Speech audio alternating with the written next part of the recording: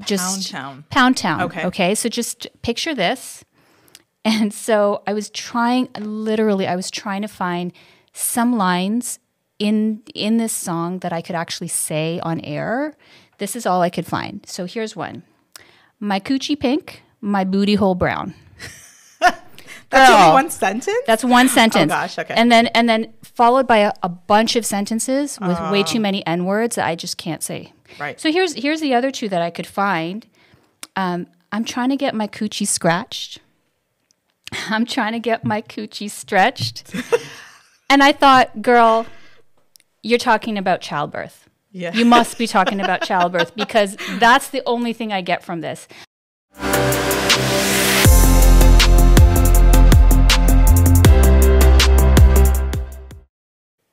Welcome to the Womanhood Lectures, where each week we bring you topics and discussions on issues that matter to you, the modern day woman.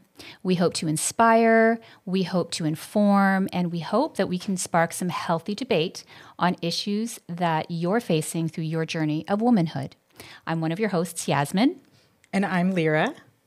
And we invite you to pull up a chair, sit at our table, curl up with a nice drink, and let's chat. Make sure to check us out on YouTube, Rumble, Instagram. Please comment, like, and share. It really does help with the algorithm for us. We'd like to get our content out there. If you have something meaningful to say or something you'd like us to talk about that triggers you in our conversation, feel free to let us know, and we'd be glad to connect with you again on that. Let's begin. Yeah, let's dive in. So today we have a... juicy topic. We do. I think, yes. We're talking about hoes. We are talking about the sexualization of women. Yes, we AKA hoe culture. That's culture. what I like to call it. Yeah, I don't even know where to begin because the fact that I call it hoe culture is very telling, don't you think? You think? Absolutely. Yeah. Yes. Yeah. So I think a lot of people may or may not agree that we've gone really far in the extreme of over-sexualizing women. Obviously, we know that women have been objectified for thousands of years. Thousands. And so what I really want to delve into is why is this happening now? And have we done this to ourselves? Are we playing into this as women? Are we contributing to this culture that's kind of pervasive now all over social media, in our homes and around us on the streets, literally? Mm-hmm. Yeah. We talked about this on one of our episodes where we talked about body shaming, and we talked about just the magnitude of the impression that's out there for girls, young girls, and then women. There's so much pressure to look a certain way, be a certain way, dress a certain way.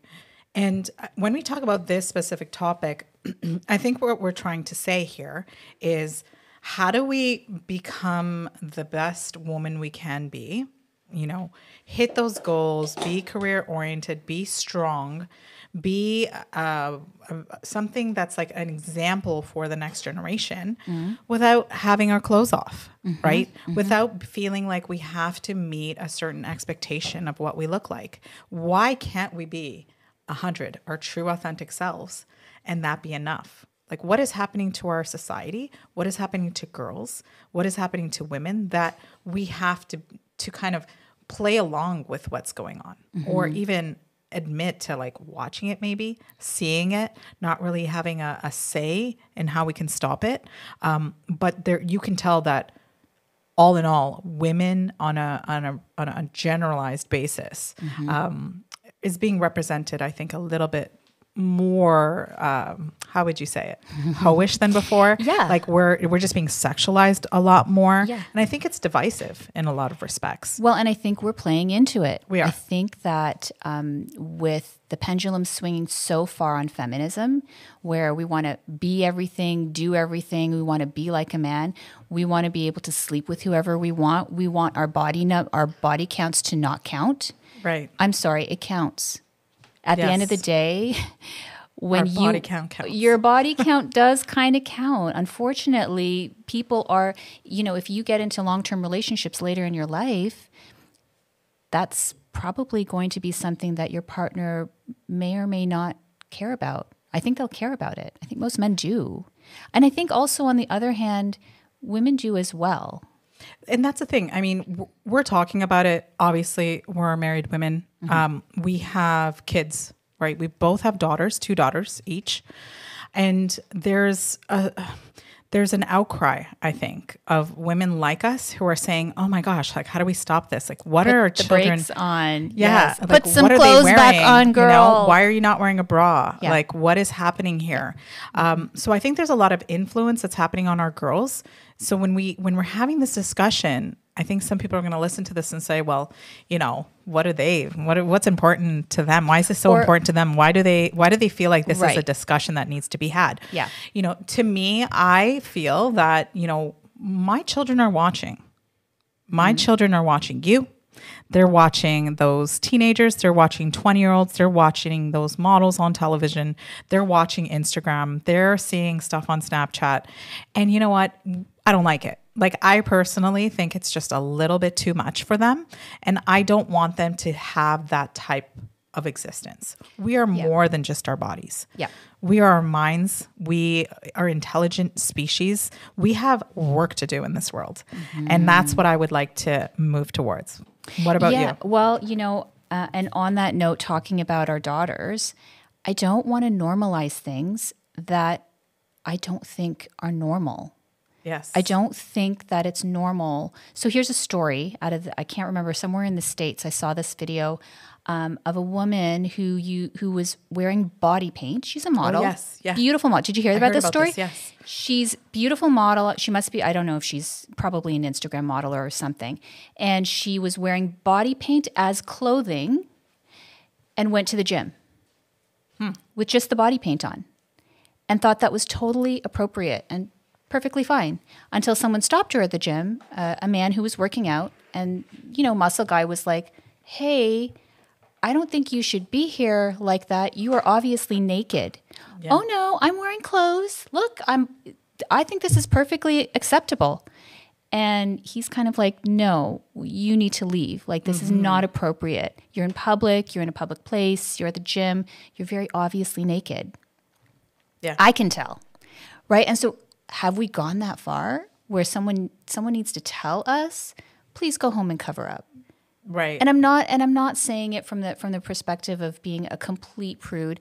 I mean, our daughters will wear, their cute bikini tops in the summer and their baggy jeans and whatever. We did that in the 90s too. I know. I was wearing all the stuff just like TLC. But at the same time, there is definitely a line that I think has been crossed in society in terms of we're just going to accept everything and everything goes and everything's okay. And I think we're shooting ourselves in the foot as women. I think they're getting younger and younger, though. I mean, I had a strict household. I was raised in a strict household. So there were certain things we couldn't leave the house. Like, I would probably get the beats if I would left my house with less than less clothes on, for sure. Your right? skirt's too short, too much skin showing, right? 100%. And a lot of it had to do with like self-respect.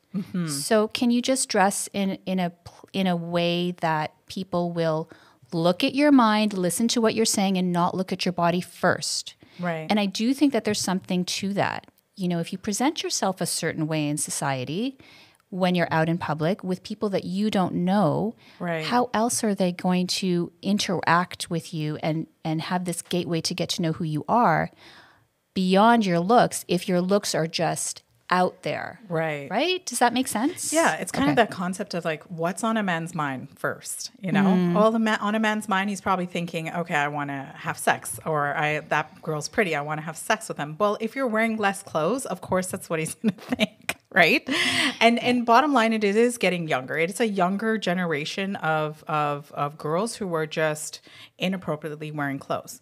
Now, here's the thing. There is that fine line that we were speaking of. There is absolutely nothing wrong with dressing sexy. I think as a woman in her 40s, if I want to wear a really nice dress and go out, I should be able to. Like, there's a line. Right. What's happening now is it's almost like because of the culture as a whole, because we've moved into marriage not being important. And as we talked about, we're going to talk about the nuclear family, how nuclear family is being degraded, okay, in society, how we're moving away from, wholesome values to, okay, the values is like, where did you get your BBL? Like, where did you get your butt done? Like, that is to me, like, we just need to move away from those ideas and we need to focus on other things. Does that make sense? Yeah. Well, so I'm gonna give you an example, a really good example of some of the music that we're listening to. Oh gosh. Music, right? Music videos, new artists that are coming out. So here's a beautiful example of something that I don't know if I would really want my 5 or 6-year-old to be listening to this online. So Sexy Red is a new rapper. Oh. She's beautiful. She's young. She's Sexy Red. Her I haven't even heard of this. Oh my gosh. So her one of her hits, something that's out there right now, is called Pound Town. Okay. I will leave that to your imagination. So I was looking through the lyrics and I thought, let me just read what it says, because maybe I'm hearing. I listened to the song and I thought, okay, it's okay. It's not like great music, but to each his own. You just Pound Town. Okay. So just picture this.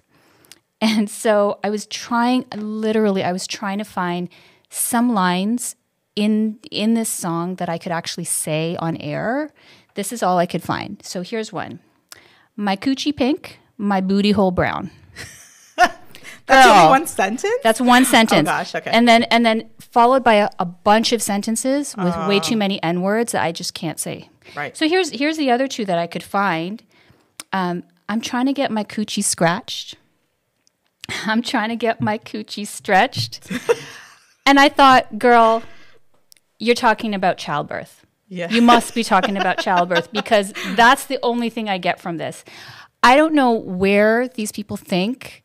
Like, what are we doing? What are we saying? What are we singing? What are you making into a song that little girls can bump and grind to? Okay, they don't bump and grind now. What do?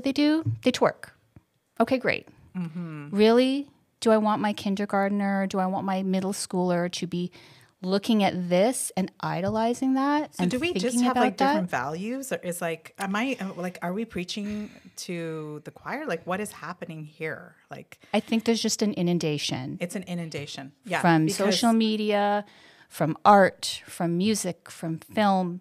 Everything is okay. Everything is express yourself. Mm-hmm. And so when you express yourself to your extreme and no one kind of calls you out, then everyone says, I guess it must be okay.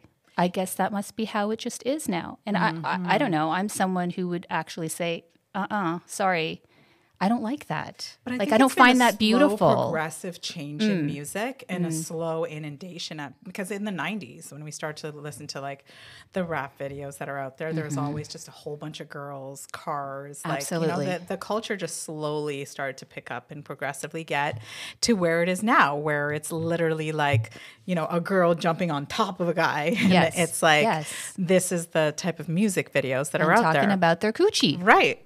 And the lyrics. I don't want to see your coochie. I have one. I can look at mine anytime I want. Why do I want to look at yours? The lyrics is very disturbing to me. We're like, there's songs that we sing to from the 90s, right? Our children are going to be singing these lyrics as they get older and listening to this. This music is abhorrent to some degree. So that being said, like what do you think it is that will influence us? Is there a power that's beyond us that's enforcing all these things? Is this strategic to try to demoralize and just affect our children and affect the next generation? Because it could be. What are we doing? Well, what is happening? Yeah, I do think that there is so much going on in media right now where there's an agenda being pushed. I'll just say it. I think there's an agenda being pushed to sexualize our children at a younger age. So here's the thing.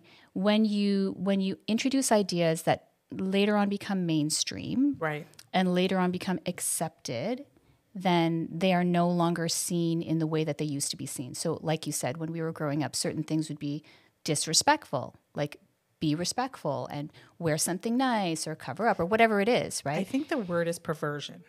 Yeah? Okay. It's a perversion. Like there were so many things where you're like, oh, you wouldn't do that because that's perverted or that's gross or that's something that's not normal. Have we moved the normalcy line so far away? We absolutely have. That, you know, and I look at some teenagers right now, and I say this because I was at the grocery store and I saw this girl wearing barely anything, and she was probably my daughter's age at the age of 15. And she had like the thick eyelashes. Like, I don't know how you open your eyelids when they're that thick, but they were just massively thick. And then, you know, she had so much makeup on, and then she looked like she had something done on her lips or something happened, right? I thought to myself, we're moving away from reality. We're moving away from embracing who we naturally are, what we've been born as, you know what I mean? This is what we are. This is what God has made us. You know what I mean? This is our image. I get that. So we moved away from it, and now we're just so to the far extreme that we're literally having to walk around, or feel like we should walk around with extra clothing for these kids, or like blankets to throw on them. Like, please just cover up like a little bit, a little bit. Like, you know, I have no problems.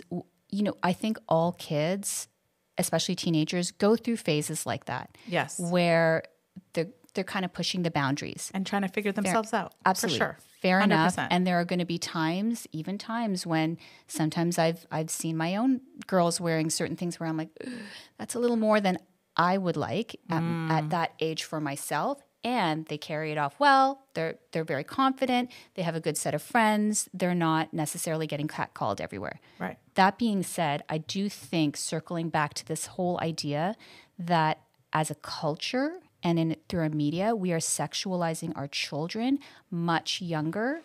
And I think part of the reason, part of what I see is in the languaging that we're using for things, the way we label things now. We used to label things sort of in this very truthful, straight up way. Right. Like you said, there's the degradation of this, and something is completely inappropriate. Like, we used harsher language.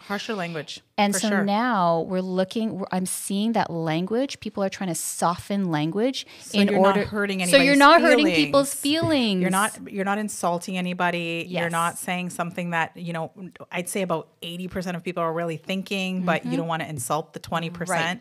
Right. That is like, you know, leave that alone. It's totally okay. No, it's not okay. And I feel like the 80% of people who want to say something, they're really feeling it. And maybe they're just like, I want to say something, like I'm seeing this, and this never used to happen in my day. But you don't want to poke the bear. You don't want to cause trouble. You don't want to say something that'll come back to you. You don't want to be politically incorrect. And it's like, well, you know, we're talking about our children here. Yeah. We're talking about the next generation. And we're talking about us as women. We're talking right about now. women. What are we experiencing? What are we experiencing? Who's representing us? Exactly. Yeah. Now, I think about something that, you know, just came to my mind about women our age who are maybe still single, right? Or choosing to be, or, you know, for whatever reason have split with their partners, or, you know, have just never really found the one. Trying to date right now, you know, or trying to get into a relationship, and the competition is, you know, like you're competing against the swipe left culture of like, it's just the exterior that you're looking at, what somebody looks like, what, you know, what they're wearing. Are they going to be, you know, one night stand, or are they going to be, you know, a season, or are they going to be forever? Like, there's a lot of already so much conflict when it comes to meeting the right person, that I think that women our age are trying to be something they're not. They're trying to achieve something they're not. You know, I mentioned at the beginning before we went into the show that I saw some Instagram videos of like literally women that look like they could be my mother or grandmother, wearing skimpy outfits and doing little dances on TikTok. And I appreciate it so much. Like, wow, like a woman can look that great at like 60, 70. You're like, wow, that's amazing. But I mean, they're also wearing half of what they should be. And they are the matriarchs of our families. They are the impressions that you leave behind your children, for your children. So from my perspective, I think there's a heavy influence just all around on and so much pressure for older women to stay young.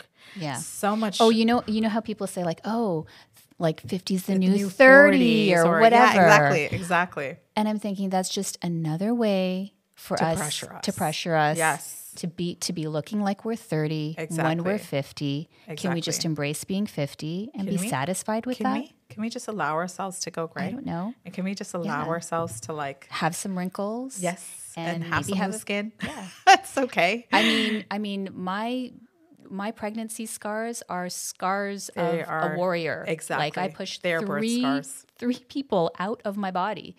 I'm okay with that. Exactly. Created life. Like it's beautiful. I think we should embrace that too. And I think with womanhood, like women in general, we deal with enough that we shouldn't have to deal with these pressures even as we get older. You know what I mean? Like when we're young, I mean, there is a lot of pressure. Like you haven't really maybe, figured yourself out. Yep.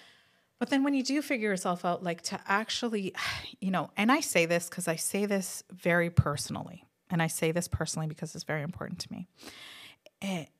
As I've gotten older, I've started to really embrace who I am. Like at the beginning of this podcast with you and the beginning of this show, I spoke very authentically about how I wanted to jump into really defining who I was and what I can bring to the table for other women. And we spend so much time just trying to be something we're not that we waste this life that's been given to us. To just really be who you are. Yep. Instead of trying to pretend or prove that you're something else like, for other people. Right. For other people. Yeah. So, sexualization, like you're going to come into your own. You're going to come into your own sexualization, your own understanding of your body. You're going to have maybe relationships where you figure yourself out or you try to see what it is that you desire, what your needs are. But really and truly, if I could give any advice for being my age now to say a 20, 25-year-old, 30-year-old who's like feeling all this pressure to be something they're not, like really and truly stop wasting time. Just enjoy who you are, embrace who you are at this moment, have fun with your life and try to achieve the goals that you want and stay away from that aspect of it because once you cross that line and like you said, body counts and exposing yourself, like you can't take that back. And especially everything now is on social media. That everything's on social media. Everything in your life like has been that documented. Is a memory forever. Yes. As you get older. That is something your grandkids are going to see. That is something that anyone can dig up. Exactly. And look at and judge you on. Exactly. So I think it does make a difference how you present yourself to the world to a certain degree. And of course, you want to be able to express yourself in a healthy way. If you're someone who feels really, really comfortable with their body and they wear a little bit less, okay, fair enough. And understand that you can't also then complain that people treat you a certain way or perceive you a certain way. Exactly. That you don't like or that seems untrue to you. And then you have to go around fighting everyone and re-explaining who you are and saying, please take me seriously, and no one can. So you do have to, there's this give and take and this fine line of like, I'm going to present myself a certain way and my expectation is that people will treat me X, Y, Z. And if they don't, then you need to go back and re-examine you, not them. Yes. You can't change how people are. You can't change what they think about you. What they think about you, first of all, is none of your business. Right. Secondly, if it is something that they make your business, then you really have to examine yourself. I mean, at the end of the day, the only person you can control is you. The only things that you can control are the things that come out of your mouth, the way that you think, the way that you conduct yourself. That's it. That's where you have your circle of control. And with the way culture's going and this over-sexualization of women and this over-representation in the media of women who are kind of flaunting it, the whole Kardashian, family and all of that, I think it's really detrimental not only to women but to our kids. I mean, back to languaging, think of now what we used to call a pedophile is now considered a MAP. Do you know what a MAP is? Yes. A minor attracted person. Yeah. Are you kidding me? No. A map is something that you open and look at so that a paper map. This is what I'm thinking of. And I'm like, what is this term map? Right. And that softens the language and takes away from this idea that pedophilia there's something soft about it that people don't pay attention to anymore. Yes. Well, all in all, I mean, I think that's such an interesting point that you brought up. But how do we even stop this from happening? I know that when we have our other discussions, we're always trying to find like a way that we could say to our audience or women or moms, like, how do we stop this? Or what can we do to influence a little bit, like even just a little bit? Like I feel that there's always these microcosms of change that we can do in our own personal lives and in their circles around us that will influence the change. Yeah. So what would you say it would be? I bring it back to modeling good behavior. Okay. Modeling good behavior and having good communication and conversations with the women in your lives, with your daughters, and letting them know that even though this seems to be normalized and okay, my opinion and what I would offer you is it's not. It's not. Okay. Just be straight up. Be straight up. Be honest.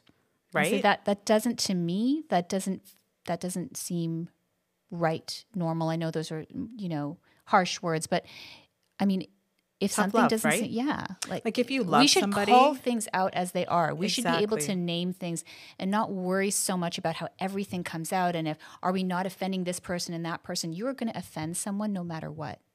Let's be real. Like there's always going to be someone that you will offend or trigger, or they won't like what you say or how you say it, or how there's always going to be something. there is. Yes. Right. So at the end of the day, you want to be you want to be authentic.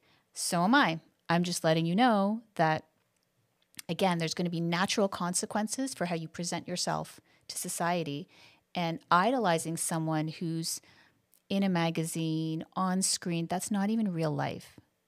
That's not reality. It's not. That's not how people actually behave in reality, because that's a dramatization of something, right? That is something that's an extreme version of music or of a representation of women. And I think we've kind of lost sight on the natural inherent beauty of women. I think women are gorgeous. Yeah. They're beautiful. Yeah. And if we can just end off on that note, there's so much to the imagination when you see, just a beautiful woman who's, got her confidence, and it exudes like a rainbow, like it just shines on you. And it has nothing to do with whether her skin is exposed or she's acting a certain way, but there's just so much beauty in a woman. And who we are is like, we're life bearers. Like we give birth to the next generation. And that also means that we leave a legacy behind. So if I could leave with that, I mean, I think that's really an important note to say, if we can influence and change the younger generation, to just let them know that you will grow up and you will have to face these things one day. I think that's important. Yeah, I What love about that. you? I love that. Yeah, absolutely. I think teaching young girls and talking amongst each other and understanding that what you do now has an effect, and a repercussion in your life. Harsh truth, but that's It's really true. that's the reality. Things will 100%. follow you. So I've always told my girls, whatever decisions you make today, if you can wake up tomorrow and look at yourself in the mirror and be proud of that, and not feel that you've done something that you can't look at yourself and feel okay about, you got to think about it. Yeah. Think about what you're doing then. Yeah. The other thing that I will say, one last note, just popped in my mind: stop listening to the music. Stop listening to Pound Town, please. And, Oh my gosh. stop. Like, I don't know if you can really control it, but for your kids, but it's just a whole bunch of nonsense. And, I don't know what to say. Good. It's not even Don't that you good. find? Some of I the don't gibberish, know. I don't even understand it. But yeah. Well, even, I don't know. Anyways. That's a whole nother thing. But but thank you so much for joining us today, guys. We look forward to chatting with you next time. And don't forget to like subscribe, share, please. Make sure you write a comment as well on anything that you like or dislike about the show. We honestly don't mind. And if you have any, ideas for us on what you'd like us to talk about that triggers you, for sure, let us know. We'd be glad to connect. Until next time.